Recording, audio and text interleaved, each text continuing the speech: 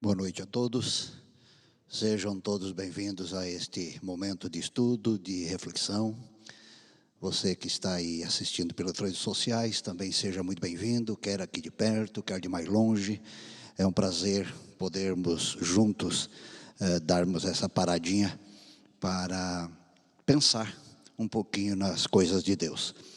Eu quero introduzir, pode projetar o slide aí de cara. Não, é o outro arquivo, não é esse não.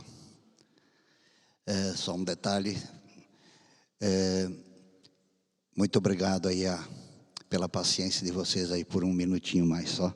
Eu quero começar mostrando uma imagem que é a base da história que introduzo o tema desta noite. Mas enquanto eles organizam ali, nós todos estamos nesses últimos dias ouvindo muitas frases. E uma das frases que se ouve muito é que vivemos em tempos especiais. E eu acho que essa frase faz sentido. De fato, vivemos em tempos especiais. Os dias que temos que viver hoje não são dias como os de ontem. São dias diferenciados. Então, nós vivemos sim em tempos especiais. E se vivemos em tempos especiais, eu acho que você que está aqui, você que está aí na sua casa ou em outro local, eu acho que você concorda com essa dedução. Se vivemos em tempos especiais, precisamos ter atitudes especiais, porque não é um tempo comum, não é um tempo normal, é um tempo especial. E nestas próximas quartas-feiras, ou as quartas deste mês, terei o privilégio de estar aqui com vocês todas as quartas, e quero trabalhar com essa ideia. Tempos especiais, é o que estamos vivendo. Mas se é especial, nós precisamos ter uma postura especial. Não podemos ter uma postura igual aos dias comuns, porque vivemos em tempos especiais. Vou analisar a vida de 3 pessoas bíblicas durante estas 3 quartas-feiras. Começo apresentando este personagem, o mestre que não sabia. Todos nós entendemos que mestre é aquele que sabe. Mestre de obras, sabe construir. Em hospital, não sei como é que se chama lá, mas é o chefe, o manda-chuva lá. Ele sabe, deu um problema, deu uma crise, corre lá para ele. Ou ela, ele vai dizer, faça isso ou faça aquilo. Mestre é aquele que sabe. Mas há um mestre que não sabia. E conto é uma alegoria, não é uma história verdadeira, de um mestre que estava discipulando um futuro mestre, um aluno. E ele andava com esse aluno, andava por todos os lugares, e um dia passou por um lugarejo e viu ali uma casa muito simples, com pessoas vestidas de maneira muito simples, pessoas com sinais de desnutrição, de fome, de miséria, e ele ficou assim preocupado com a situação daquela família, e pergunta ao dono da casa, ao chefe, ao pai, marido: escuta, o que vocês fazem aqui para viver? E ele diz: olha, aqui produz muito pouco, porque é pouca terra, mas nós temos uma vaca, uma vaquinha. Tiramos o leite dessa vaca, um pouco consumimos e um pouco a gente vende, e algumas coisinhas que produz aqui. O mestre ficou assim sensibilizado com aquela pobreza. Saiu com o discípulo em direção à cidade, encontra a vaca na beira de um abismo. O mestre olhou para o aluno e falou: empurre a vaca no abismo. E o aluno disse: mestre, é a única coisa que eles têm para sobreviver. Nós vamos matar a vaca. Mate a vaca. A alegoria diz que o aluno, como bom aluno, empurrou a vaquinha morreu, despedaçada lá no despenhadeiro. Um tempo depois, aquele aluno agora era mestre, volta lá, mesmo local. Chegou lá, a casa estava arrumada, as pessoas diferentes, com outro ar, outro ambiente, e ele ficou impressionado da mudança. Ele perguntou: o que aconteceu? Aí o dono da casa falou: o senhor não sabe o que aconteceu. Aconteceu uma tragédia. Nós tínhamos uma vaca, mas ela estava pastando perto do precipício e se descuidou e caiu. Perdemos nossa única fonte de renda. Tivemos que nos reinventar, tivemos que reagir. E aí começamos a buscar outras coisas e começamos a comprar pequenas porções de terra de outros. E hoje, olha o resultado. Tudo porque nós perdemos a vaca. Bem, com essa alegoria, eu quero apenas dizer uma coisa. Mestre tem que saber. Aquele mestre diz: mate a vaca, porque a vaca estava atrasando a vida daquela família. Eu não sei qual é a vaca que você tem que pôr no precipício, mas talvez tenha alguma coisa que possa estar atrapalhando a sua vida. E hoje, nessa primeira quarta-feira, eu quero analisar com você um homem que era mestre, mas era um mestre que não sabia de um detalhe.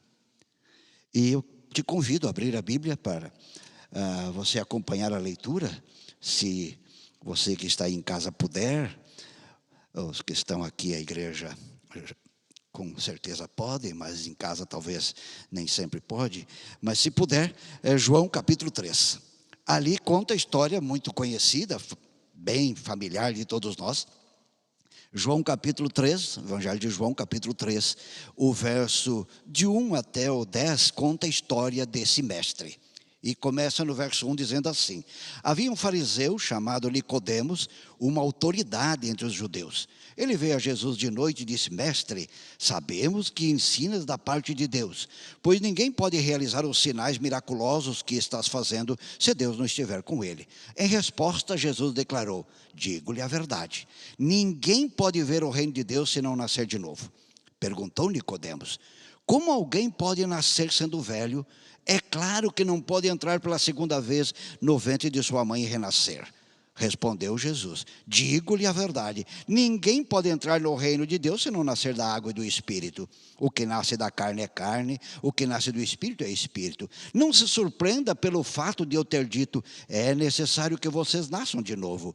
O vento sopra onde quer, você o escuta, mas não pode dizer de onde ele vem nem para onde vai. Assim acontece com todos os nascidos do Espírito.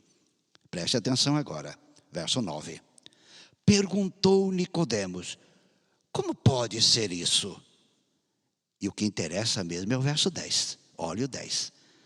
Disse Jesus: o quê? Você, Nicodemos, é mestre em Israel, e não sabes estas coisas? Este amigo, este irmão, esta irmã, era o mestre, ou é o mestre que não sabia. O que ele não sabia? Ele não sabia um ponto, ele não sabia um detalhe do poder do Espírito Santo para transformar uma pessoa, do poder do Espírito Santo para mudar uma pessoa. Isso ele não sabia, ele desconhecia. E para Jesus, ele, Nicodemos, sendo uma figura muito culta, uma figura que na linguagem aqui do Brasil ele seria um ministro do Supremo, não sei se isso é elogio ou é ofensa, mas ele seria a mais alta autoridade judiciária do país, porque ele era membro do Sinédrio. O Sinédrio era a Suprema Corte de Israel. Nicodemos, ele ouviu falar de Jesus e ele procura Jesus. Ele queria uma entrevista com Jesus. E nessa entrevista tem essas perguntas. Ele se coloca como aluno e ele vai até Jesus e pergunta como um bom aluno, pergunta ao mestre, e o mestre, como bom professor, explica. Mas há um detalhe que esse é o que me encanta e me intriga ao mesmo tempo. Em um momento, o Nicodemos pergunta para Jesus, e Jesus responde como bom professor. Mas em outro momento é o mestre que pergunta para o aluno. E o mestre faz um questionamento muito intrigante para aquele aluno mestre. Você, mestre em Israel, e não sabe dessas coisas? Eu quero conversar com você que está aqui na igreja, com você que está em casa, ou em qualquer outro ambiente, sobre mestre. O que é um mestre? Mestre é aquele que sabe. Mas há algum mestre que sabe de tudo, ou de tudo, tudo? Ele sabe tudo sobre tudo? Não. Não há nenhuma pessoa que saiba tudo sobre tudo. Hoje as pessoas se especializaram. Eu tinha um professor que dizia o seguinte: especializar-se é saber cada vez mais a respeito de cada vez menos. Ou seja, você é um especialista, você sabe tudo sobre aquilo, mas não sabe nada ou pouco sobre muitas coisas. Nós temos hoje muitos especialistas nas mais diversas áreas. Então, mestre é aquele que sabe. Todos nós somos, em algum momento, mestres. Mestre da música, mas já não sabe outra coisa. O outro sabe, eu ia dizer consertar doente, né? Sabe tratar de doenças, mas já não sabe tocar. O outro sabe arrumar som, mas já não sabe outra coisa. E assim somos nós. Então, em outras palavras, todos nós somos mestres. A primeira lição que eu quero deixar com você, a mensagem de hoje, é muito simples e objetiva. A primeira lição é o seguinte: todo mestre, você, eu, todos nós somos mestres em alguma coisa. Todos nós, se quisermos sermos bons mestres, não podemos perder a capacidade de sermos bons alunos. Nicodemos era um grande mestre, ministro da Suprema Corte de Israel. Mas naquele momento, naquela entrevista, ele se coloca como aluno. Um bom professor é aquele que nunca deixa de ser aluno. Um bom pai é aquele que nunca deixa de ser aluno. Uma boa mãe é aquela que nunca deixa de ser aluno. Ela está sempre estudando, aprendendo como viver melhor a missão de mãe, o pai de pai, e assim por diante. Se você quer ser um bom pastor, um bom professor, um bom aluno, um bom pai, uma boa mãe, não esqueça de ser também um bom aluno, estar sempre aprendendo. O primeiro princípio de Nicodemos é que ele queria aprender. E ele procura o lugar certo para aprender. Ele procura o lugar certo. E aí está o mestre que não sabia, mas querendo aprender. O mestre queria aprender e ele vai ao lugar certo. Eu queria então ter um pouquinho de conversa com você sobre fonte de informação. Se queremos ser bons mestres, onde está a fonte de informação? Onde devemos buscar a informação? Nós vivemos num tempo de muita informação. Eu nasci num tempo de pouca informação. Pouquíssima informação.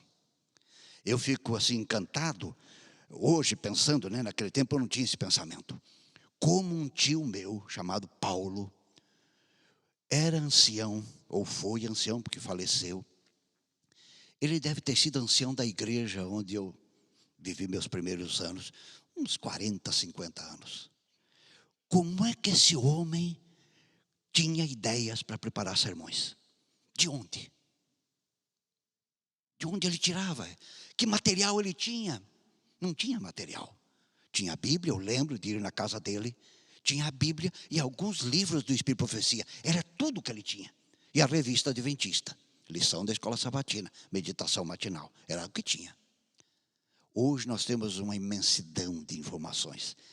Isto é bom, mas também é perigoso. Eu coloquei aqui onde algumas pessoas hoje estão buscando informações para suas dúvidas nas mais diversas áreas da vida. Nicodemos era um mestre, tinha uma dúvida e ele vai à fonte da informação. E ele não tem medo, ele não tem vergonha de dizer: eu não entendo isso, eu não compreendo isso, por favor, eu quero entender. Esse assunto está complicado na minha mente, me ajude a entender. Mas onde alguns estão buscando informação hoje? Nessa variedade de fontes de informações. Alguns estão buscando informações nos amigos. Mas meu amigo falou. Como se o amigo fosse Deus. Como se o amigo fosse uma fonte fidedigna de informação. Mas minha amiga disse. Querido amigo, não é fonte de informação.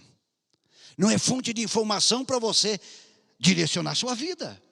Outros estão buscando informações na família e dizem assim: não, mas minha família sempre fez isso. Ué, e daí? Tua família é fonte de informação? Tua família é fonte de verdade?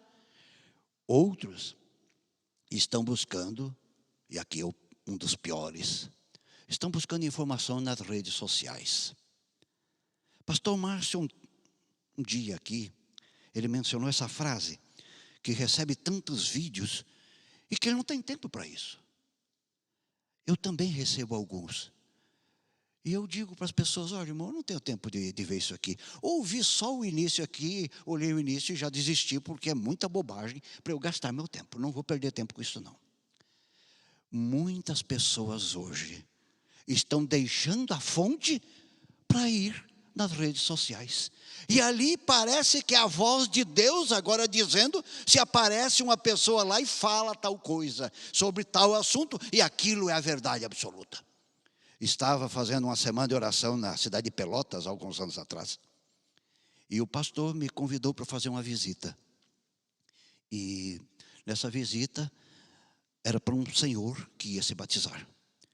E ele disse-me o seguinte, no meio da conversa: eu não vou mais me batizar. Eu falei: mas por quê? É porque eu fui na internet e encontrei um site ali falando algumas coisas de Ellen White, e aquilo me impressionou, e eu não vou mais me batizar. E o que você ouviu na internet? O que você leu? Ah, eu li isso, mas isso, mas isso. Tá bom. Então eu tenho uma perguntinha a te fazer. Quantas páginas você já leu de Ellen White? Ah, nenhuma. Aí eu brinquei com ele: amigo, você está começando pelo lado errado. Primeiro, leia os livros de Ellen White. Conheça por você. Leia. Depois que você ler os 60 ou 50, pastor Márcio que sabe de cor aí quantos livros, não, também não sabe, também não sei. Mas você que sabe quantos livros ela escreveu, depois que você ler tudo, você pode ir para a internet. Pode ler tudo que os críticos estão escrevendo. Aí você pode. Porque aí você tem elementos para contrapor o que as pessoas estão dizendo. Meu querido irmão, minha querida irmã, não vá para a internet como sendo a palavra do Senhor. Nicodemos nos ensina uma lição. Ele foi na fonte. Tinha uma dúvida, era lá que ele ia tirar. E aqui está o ponto. Se você tem dúvida, não vá para amigos, não vá para família, não vá para a rede social. Vá para a fonte. E qual é a fonte? É a que Nicodemos foi. Jesus e a sua palavra. A primeira lição que o mestre que não sabia dar para nós é que se você tem dúvida, e provavelmente terá sim, todos nós teremos dúvidas, vá para a fonte. Vá ali para a fonte. Mas o tempo está acabando e eu quero estudar com vocês de maneira muito rápida 2 assuntos, mas muito rápido porque só tem 12 minutos. Se Jesus viesse aqui hoje e tivesse uma entrevista com cada um de nós, e nós perguntássemos coisas a ele, será que ele em algum assunto não diria para mim ou para você: escuta, mas você, pastor, você cristão há tantos anos, você membro da igreja há tanto, ainda não sabe disto? Você que vive tanto tempo envolvido com a igreja, com Deus, não sabe ainda disso? Eu quero te chamar a atenção para 2 assuntos muito sensíveis no momento que estamos vivendo. E o primeiro assunto, talvez você não precisa nem olhar na Bíblia, né? Porque você sabe de cor. Êxodo capítulo 20. É até assim meio constrangedor falar isso para adventista do 7º dia. Mas infelizmente temos que falar. Porque algumas coisas que estão acontecendo não podia acontecer com pessoas que tinham que saber. Êxodo capítulo 20, verso 8 diz: lembra-te do quê? Do sábado. Para quê? Para santificar. Rapidamente. como algo se torna santo. Como uma coisa se torna santa. Algo ou uma coisa só se torna santo quando está perto do santo. Se aquilo está junto do santo, aquilo acaba sendo santificado, sendo santo. Deus está dizendo, o recado de Deus para nós é que o sábado deve ser santificado. Isso ele está dizendo o quê? O sábado é para você passar ao meu lado. Aí sim, esse dia de 24 horas será santo. Para você entender o que é sábado, para você entender como se vive no sábado, não pode ir para as igrejas fora do Brasil. Não pode ir para, mas lá em tal lugar no sábado. Nem vou dizer para não dar ideia para o pastor Márcio. O que os pastores estão fazendo em outro lugar, porque daqui a pouco ele pega essa ideia aí. Lá estão fazendo. Não vá para lá. Se você quer saber o que se faz no sábado, vá para Gênesis. E olhe o primeiro sábado. Ali está o modelo. O que Adão e Eva fizeram no primeiro sábado? Duas coisinhas. Vamos ver se aparece aqui. Primeira coisa, eles aprenderam. Tinham sido gerados na sexta. No sábado, eles começam a vislumbrar aquele mundo todo criado ali pelo Senhor. Aquele jardim enorme. E eles começam agora a caminhar com Deus no meio daquele jardim. E fazendo o quê? Perguntando, isso aí é o quê? E Deus explicando, isso é tal coisa, e etc. E Deus dando uma aula sobre aquilo ali. Isso aqui, isso é isso aqui, e funciona assim, e etc. O sábado, o primeiro, foi um dia de tremendo aprendizado. Mas interessante, a segunda coisa é quanto mais eles aprendiam, mais eles se apaixonavam por aquele ser. Eu imagino Adão e Eva pensando assim, como é que pode ser tão inteligente? Como é que pode ter feito uma coisa disso? Uma coisa dessa forma. Eu assisti uma palestra e o palestrante contou essa história que a esposa dele viveu. A esposa dele estava fazendo medicina, agora fugiu o nome da área da medicina que ela estava fazendo. E o professor dela estava explicando um detalhe lá do corpo humano. E ele explicou e se encantou com aquela explicação. E ele parou e disse assim, o cara que fez isso é muito inteligente. O cara que fez isso. Um ateu reconhece que tinha que ter uma mente muito inteligente. Adão e Eva, quanto mais eles olhavam para aquilo que estava diante dos seus olhos, eles se encantavam com Deus. Então, sábado existe para duas coisas só. Primeiro, aprender. Segundo, adorar. Se o teu sábado não tem aprendizado, não está sendo o sábado verdadeiro. Se o teu sábado não tem adoração, não é sábado, é um feriado. Hoje nós temos muitos que se dizem guardadores do sábado.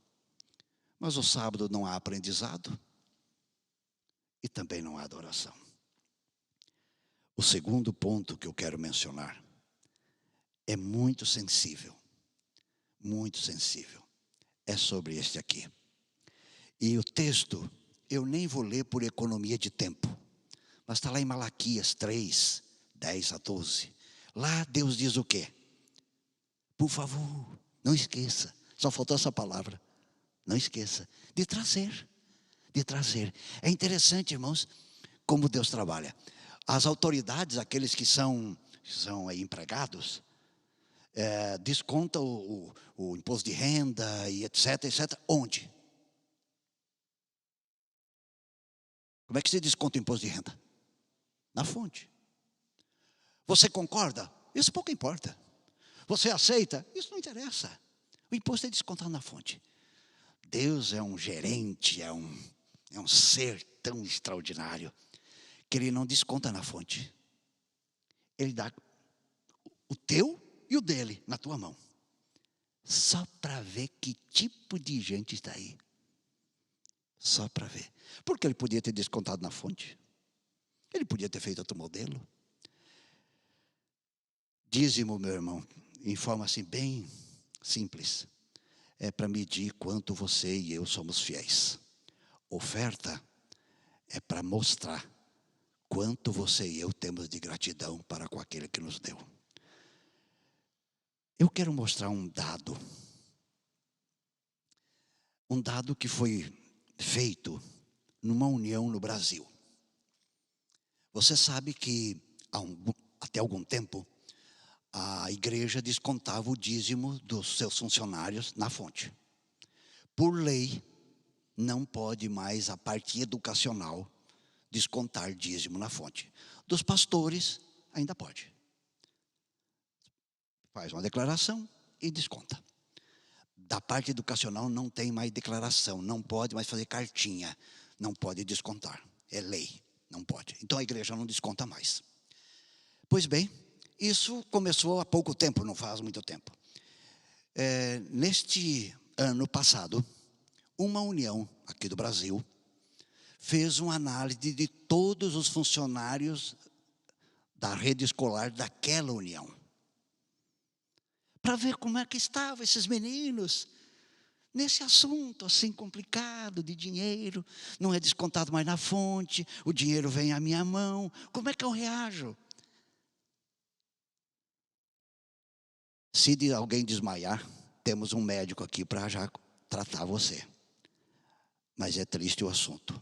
Olha aqui, da parte administrativa das escolas, pegando todas as escolas daquela união, os administradores da escola, 16,82 em 12 meses não devolveram nada. 48,64 deram alguma coisa durante o ano. E 34,55 tiveram uma regularidade durante o ano, e a grande maioria davam do líquido, não do salário pleno. Isso a parte administrativa, os chefes das escolas, o diretor, o tesoureiro, o secretário, o administrador, os administradores da escola. Outro grupo, agora, o departamento de educação das associações daquela união. Pegando todos. 19,51 dos líderes de departamento dentro da associação não davam. Não devolveram nada em 12 meses. 39,02 em algum momento deram alguma coisa. E 41,46 deram com certa regularidade durante o ano. Equipe de apoio, zelador, monitor, esse povo que não está na sala de aula, mas está ali dando apoio na escola.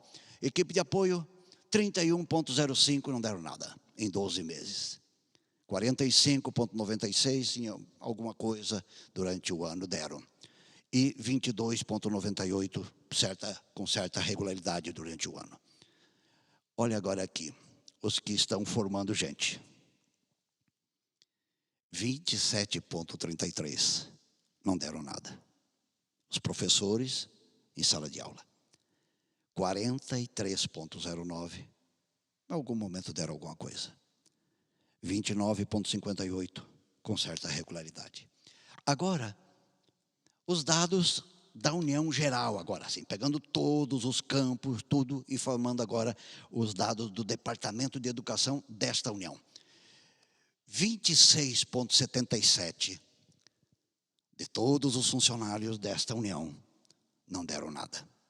O que passa pela sua cabeça? O que você pensa sobre isto? Se Jesus viesse a estas escolas, a estes mestres, ele diria o que para esses mestres? Mestre, você não sabe ainda isto? Mestre, você não sabe que esta parte não te pertence? Mestre, você está formando gente, você não sabe que isso não é teu? Você ainda tem dúvidas sobre isso, mestre? 26,77. 44,78 desta união, todos os funcionários da rede educacional, deram alguma coisa durante o ano. E 28,45 tiveram certa regularidade. Queridos, isso tudo é para mostrar que todos nós, como mestres, precisamos ver se não temos uma área que ainda precisamos saber um pouco mais. Se Jesus viesse até nós e avaliasse o nosso sábado, ele diria o quê da nossa santificação do sábado? Como estamos santificando o sábado? O que ele diria de nosso compromisso financeiro com o reino dele aqui nessa terra? O que ele diria? Talvez ele diria para você, ele diria para mim alguma coisa. E talvez ele diria a mesma coisa que ele disse para Nicodemos. Você é mestre e não sabe disto? Você é pastor. Você é o ancião da igreja. Você é adventista já há 50 anos, 40 anos. E não sabe disto. Meu querido, minha querida, o que Deus espera dos mestres dos nossos dias? A mesma postura de Nicodemos. Corra para o verdadeiro mestre. Busque nele a informação correta. E faça o que Nicodemos fez. O Espírito de Profecia diz que depois da morte de Cristo, Nicodemos assumiu o seu papel em prol da causa do reino de Deus. E as suas economias ele aplicou na propagação do Evangelho. Um mestre que não sabia, mas foi ao lugar certo. Também tem solução para nós. Podemos ser mestres que também não sabemos em alguma área, mas se formos no lugar certo, seremos grandemente usados no reino de Deus. E eu termino deixando essa frase para você se lembrar. Em tempos especiais, precisamos ter o quê? Atitude correta na busca das informações. Que Deus te abençoe. Que Deus abençoe a todos nós. E que a postura que Nicodemos teve possa também ser copiada, ser vivida por cada um de nós. Que Deus abençoe a você. Que Deus abençoe a sua família. Que Deus abençoe você aí na sua casa, onde você está assistindo este culto. Muito obrigado por sua presença online ou presencial. E até a próxima quarta-feira. Queria convidá-los a orarmos, agradecendo ao Senhor por esse momento. Coloque-se em pé, por favor. Amoroso Deus, nosso Pai, bendizemos o Teu nome por Tua palavra. Bendizemos o Teu nome pelo exemplo de Nicodemos, um mestre que não sabia, mas sabia onde encontrar a verdade. Um mestre que tinha uma dúvida, mas sabia onde solucionar a dúvida.